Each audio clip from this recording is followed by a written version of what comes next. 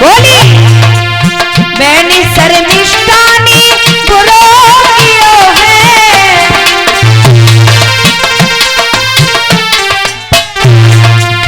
मैंने शर्मिष्ठानी बुरो कियो है,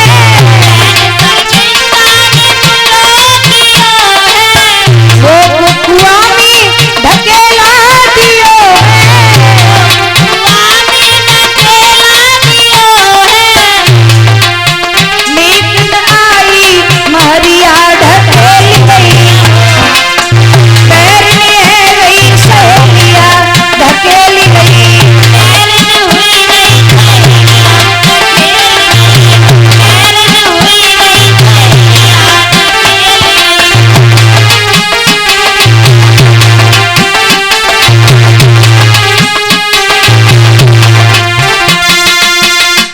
जवाब दिया महाराज मुझे राजा की बेटी ढकेल कर चली गई, मुझे कुएं से बाहर निकाल कर मेरे ऊपर उपकार करो। महाराज ने पगड़ी उधेड़ कर कुएं में लटकाई, लड़की उस पगड़ी को पकड़कर बाहर निकल आई। जब थोड़ी रह गई तो महाराज ने झुक कर के कलाई पकड़ के उसे खींच लिया।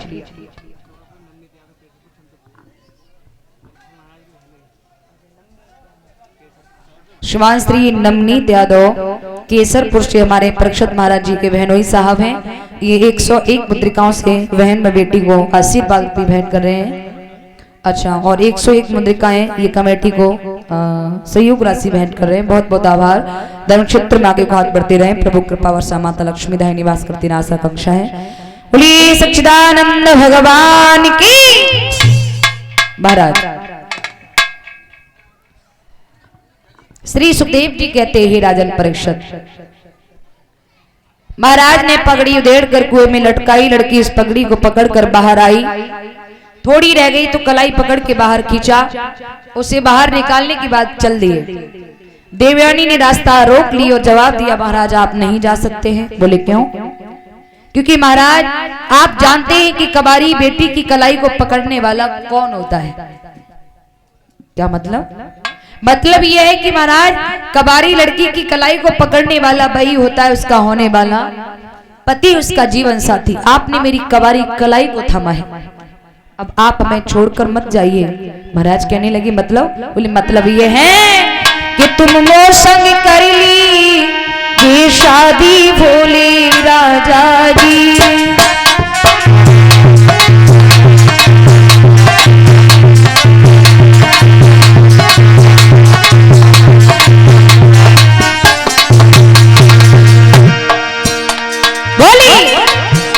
तुम मोसंग कर ली की शादी भोले राजा की।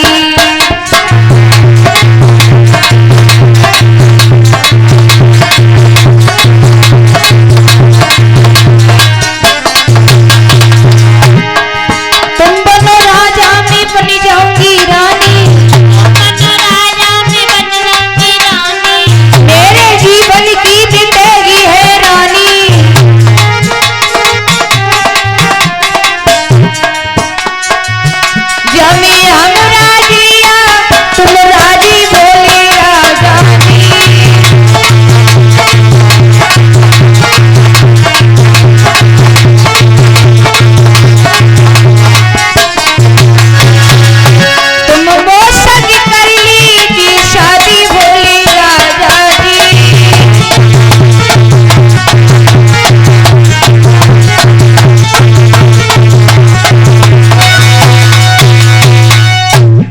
मेरी कबारी कलाई को थमा है, आप मेरे साथ शादी करिए। ये आती कहने लगे दिमाग खराब है, अरे कौन हो तुम? मैं जानता तक नहीं तुम्हें। जवाब दिया महाराज ठीक हो ना, मैं ब्राह्मण शुक्राचार्य की बेटी हूँ, मेरा नाम देवयानी है। ब्राह्मण की बेटी होकर अश्लील बातें करने में तुझे शर्म नहीं आ रही? अरे कलंक है तू तो। जवाब दिया महाराज ऐसे ना कहो, मैंने ब्राह्मण कुल में जन्म तो लिया है, लेकिन मेरे गुरु भाई कक्ष का मुझे श्राप लगा है कि मैं ब्राह्मण परिवार में विवाह कर नहीं जाऊंगी, मुझे कोई क्षत्रिय ही लेकर जाएगा।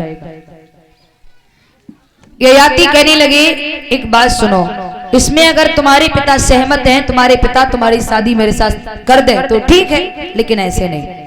देवयानी पिता ययाति को लेकर पिता के पास आई, पिता को सारी बात बताई। पिताजी, देवयानी ने हमें भिखमंगा कहा है, तुम्हें 1000 गालियां दी हैं, और पिताजी जहां ब्राह्मण का सम्मान हो वहां ब्राह्मण को तिल ठहरना नहीं चाहिए, तुम यहाँ बैठे हो।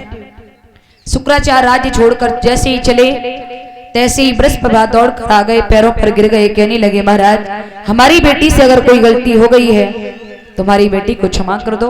शुक्राचार्य कहने लगे क्षमा मैं नहीं, क्षमा मेरी बेटी करेगी।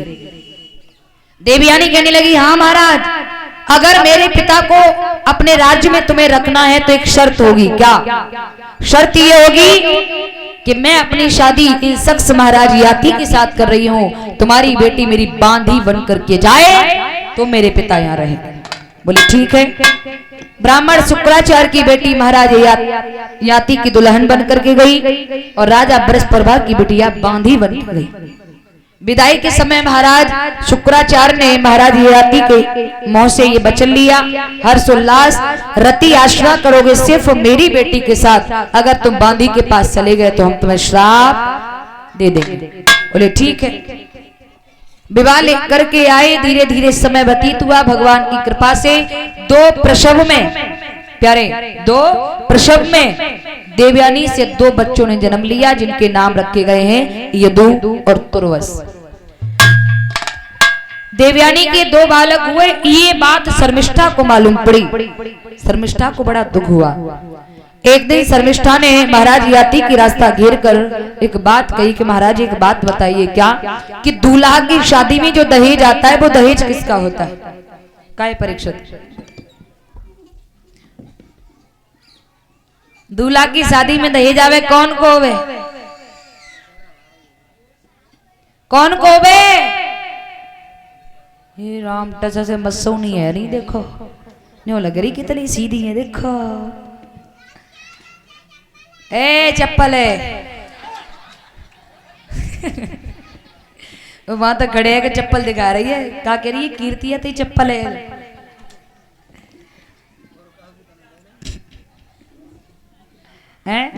दूल्हा की शादी में दहेज आवे कौन को होवे? एक ये बती।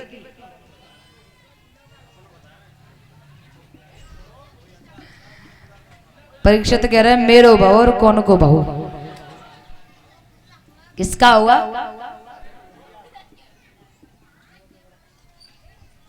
किसका हुआ है?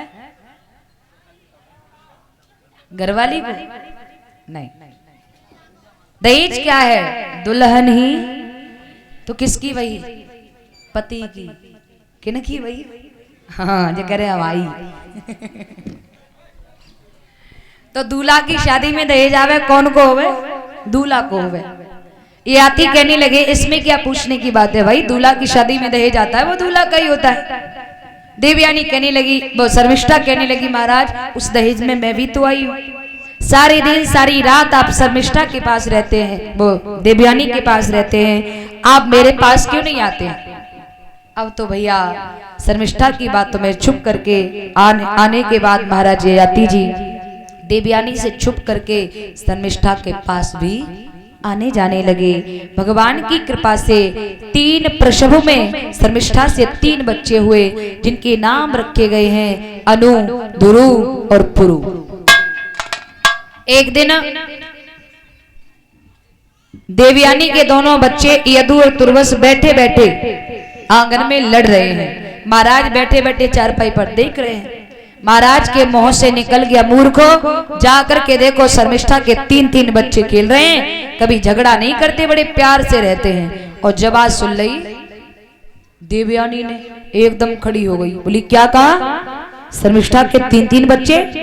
मेरे पिता ने तो बांधी के साथ रथी आशना के लिए मना किया था, फिर बच्चे कैसे हुए?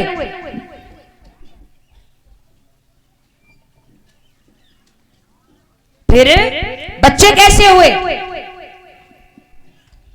जा रही हूं, इसका मतलब यह है कि तुमने मेरे पिता के वचन को भुलाया है। जा रही हूं मैं, बोली।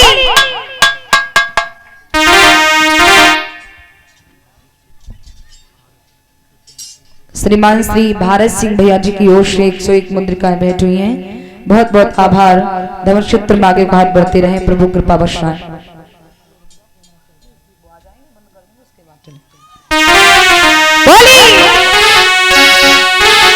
करिए तूने घटियाई तो दूंगी सबक सिखाई।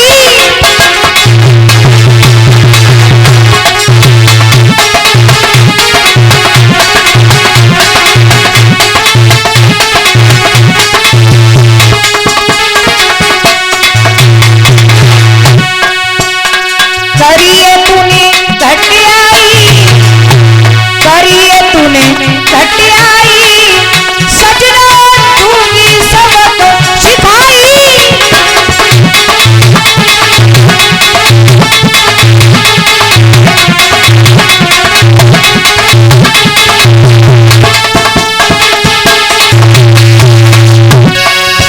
मेरे पिता ने पहले ही समझायो, तुमने उनको वचन भुलाया।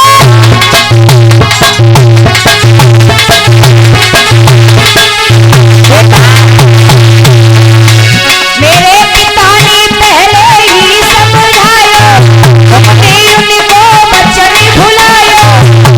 करिए तूने चतुराई, करिए तूने चतुराई, सजना दूंगी सबक सिखाई।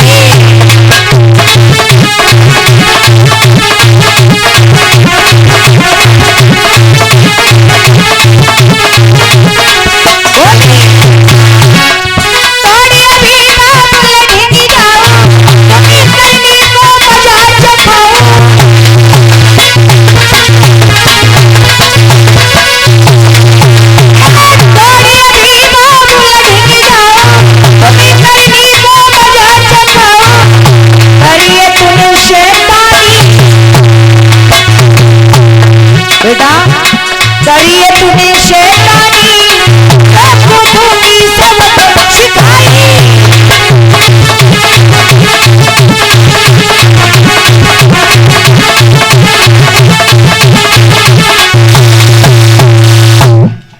याती बोले रुको रुको मेरी बात सुनो। बोले बिल्कुल नहीं मानूंगा, बिल्कुल नहीं।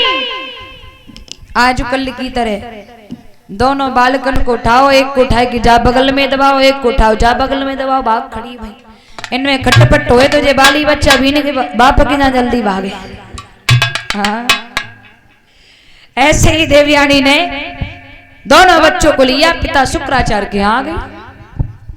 शुक्राचार्य